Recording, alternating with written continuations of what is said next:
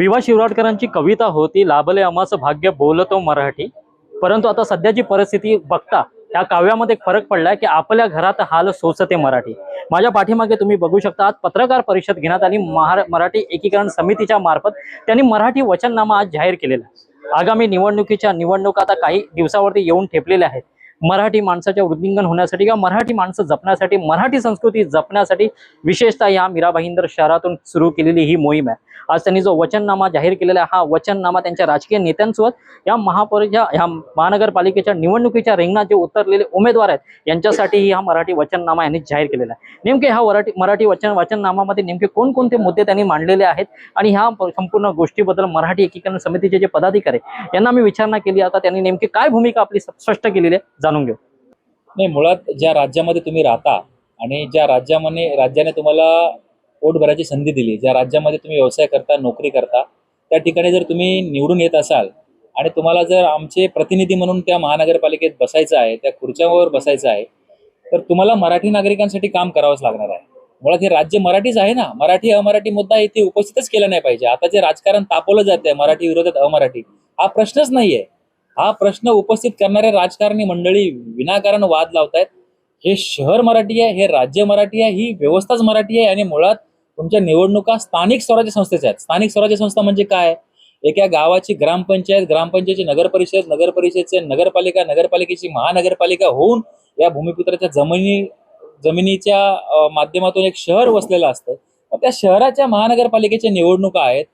तशा ह्या सगळ्या सुविधा स्थानिकासाठी असल्या पाहिजेत, मराठी माणसासाठी असल्या पाहिजेत. तोच जाहीरनामा आम्ही या ठिकाणी केलेला आहे. मराठी माणसावरती अनेक वेळा या ठिकाणी आता अन्याय होतोय. मराठी माणसाला घरं नाकारले जातात, मराठी माणसाला मासे खाण्यावरून तो नाकारला जात आहे, मराठी माणसाला कुठेतरी भाषेवरून दिवसलं जातं. हे राज्य मराठी राहिलं नाही, हे शहर मराठी राहिलं नाही, असं ज्यावेळेस हिनवलं जातं, तर यासाठी एक भूमिका घेऊन या राज्यकर्त्या लोकांनी आता काम केलं पाहिजे. आणि आम्ही तुम्हाला प्रतिनिधी म्हणून त्या ठिकाणी पाठवतो, ते धर्माच्या लढाईसाठी पाठवत नाहीत, ते प्रांताच्या लढाईसाठी ते त्या ठिकाणी पाठवत नाहीत, ते तुम्हाला भाषेच्या लढाईसाठी पाठवत नाहीत. तुम्ही शहराचा विकास करण्यासाठी. पण शहराचा विकास कोणासाठी? तर शहर म्हणजे काय? स्थानिकांसाठी असलेलं शहर. या स्थानिकांचा विकास म्हणजे शहराचा विकास असतो. या राज्यकर्त्या लोकांनी हे लक्षात घेणं गरजेचं आहे.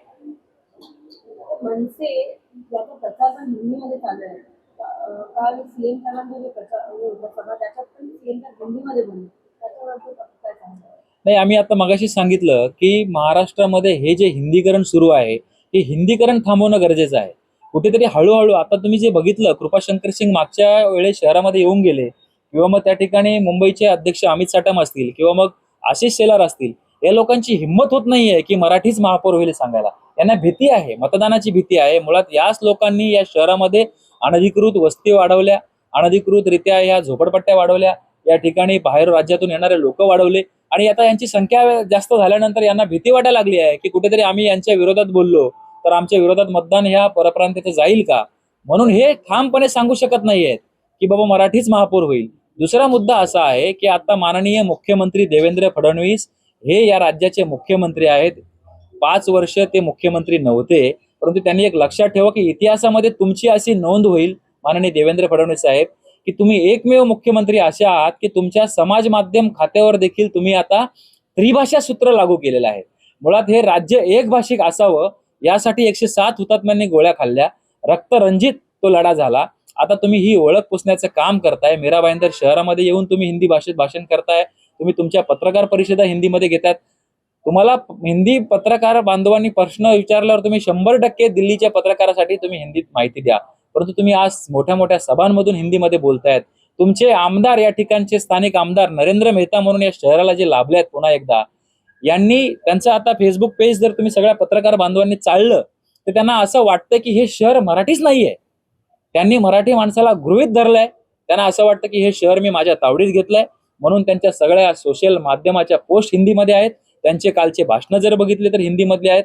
आणि सगळेच राज्यकर्ते यांनी आता मराठी माणसाला गृहीत धरलंय. म्हणून आम्ही मराठी माणसाला आता या पत्रकार परिषदेच्या माध्यमातून आवाहन केलंय आणि हा वचननामा आम्ही त्या ठिकाणी जाहीर केलाय की जे जे मराठी हिताची भूमिका घेईल ते उमेदवार या महानगरपालिकेमध्ये, मुंबईसह सर्व महानगरपालिकेमध्ये बसले पाहिजे.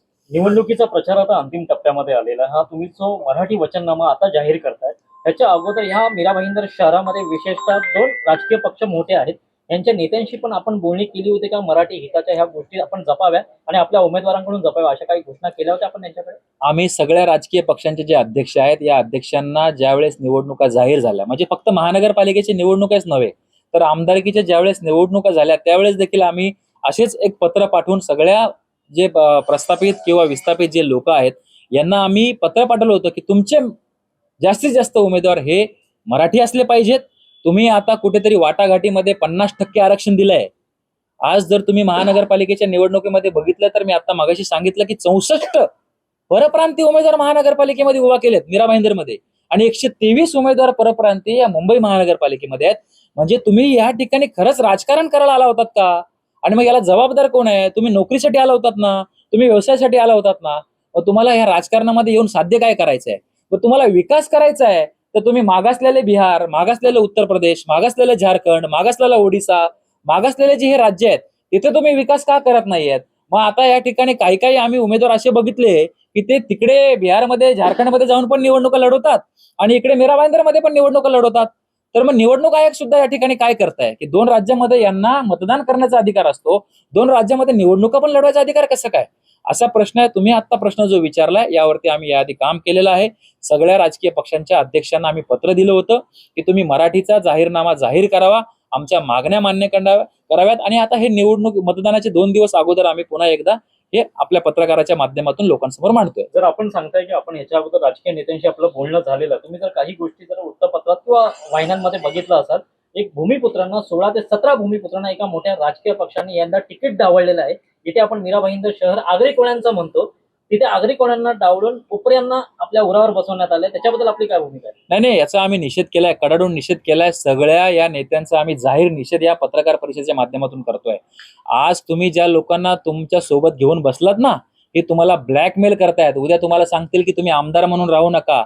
उद्या तुम्हाला माझी भीती अशी आहे, माननीय देवेंद्र फडणवीस हे जे आज मुख्यमंत्री फडणवीस मराठी आडनाव लावून जे बसलेत, उद्या फडणवीसच्या जागेवर जर हा लोढा म्हणाला की मला मंत्री व्हायचंय, मुख्यमंत्री व्हायचंय, तरी देखील हे राज्यकर्ते कमी करणार नाहीत. ही भीती आमची आहे.